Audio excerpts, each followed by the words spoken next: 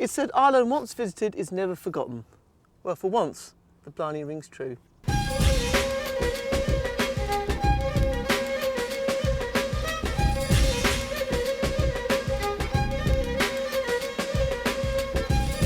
Emerald Isle is home to stunning landscapes, vibrant cities, the most hospitable people in Europe, and is renowned for some traditional, not to mention, delicious food and drink products.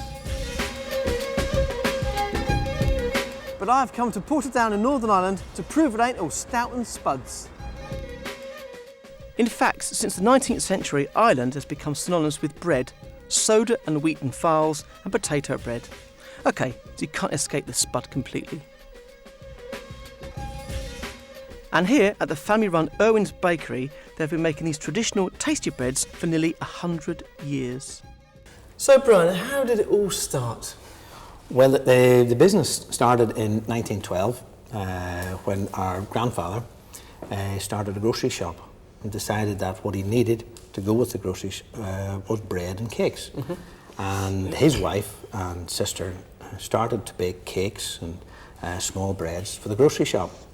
That did really well and took off, and they employed a baker, and the little bakery at the back of the shop eventually grew so it was even bigger than the shop itself.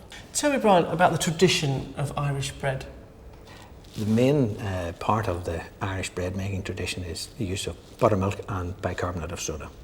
It's very quick and easy to make. There's no yeast involved. It rises very quickly. And it's all started from the farm. Mm-hmm. For example, the potato bread, which is very popular now, known as potato farls, which is Irish for quarters. Uh-huh. That was a really good way of using up cold potatoes, make them tasty for the family, and you could do them on a griddle on top of the turf fire. Buttermilk is like skim milk with a culture added to it. So it has a certain acidity, and it's that acidity which makes the bicarbonate of soda react and lift the bread. That is delicious. It's like runny yoghurt. Really fresh. Really fresh runny yoghurt.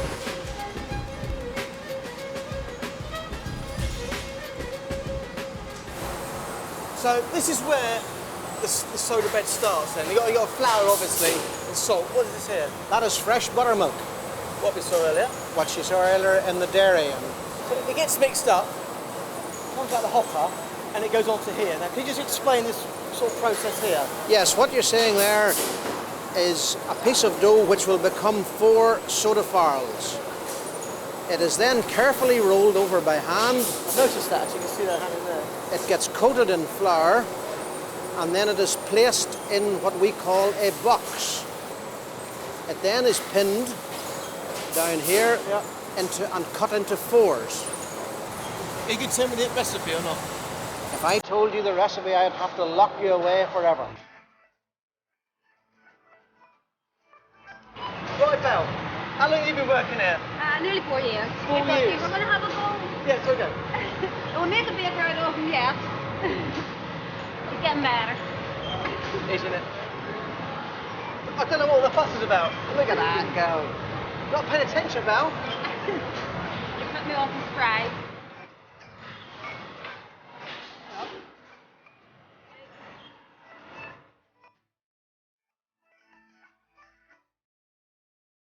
The soda farls are then cooked straight away on the moving griddle for a total of 7 minutes. It's that quick. 3, 2, you are. Right, well, I'm a chef. Start, right? We're not start anywhere.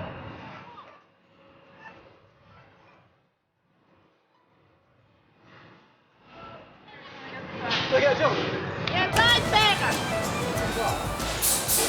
So these are potato cakes. We call it potato bread. Sorry, potato bread.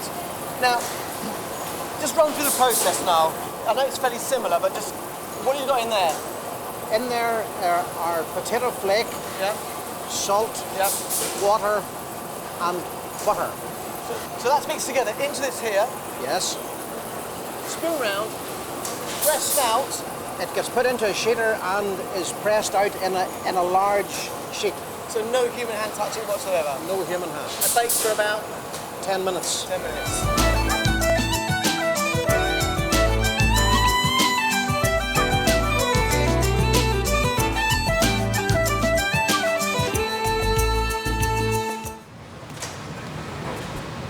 How impressive is that?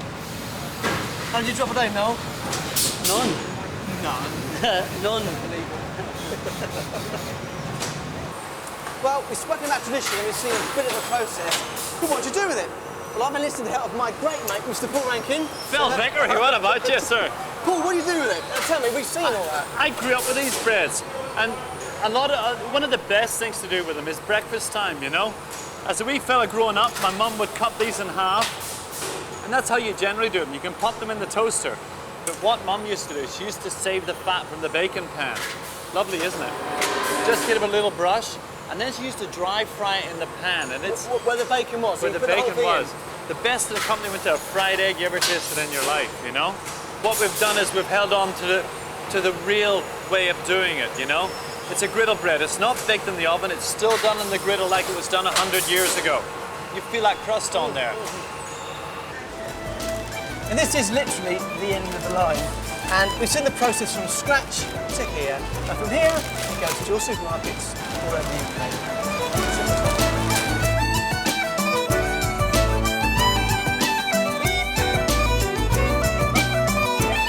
You know, the saying goes, man cannot live by bread alone. Well, when it tastes as good as this, I definitely could.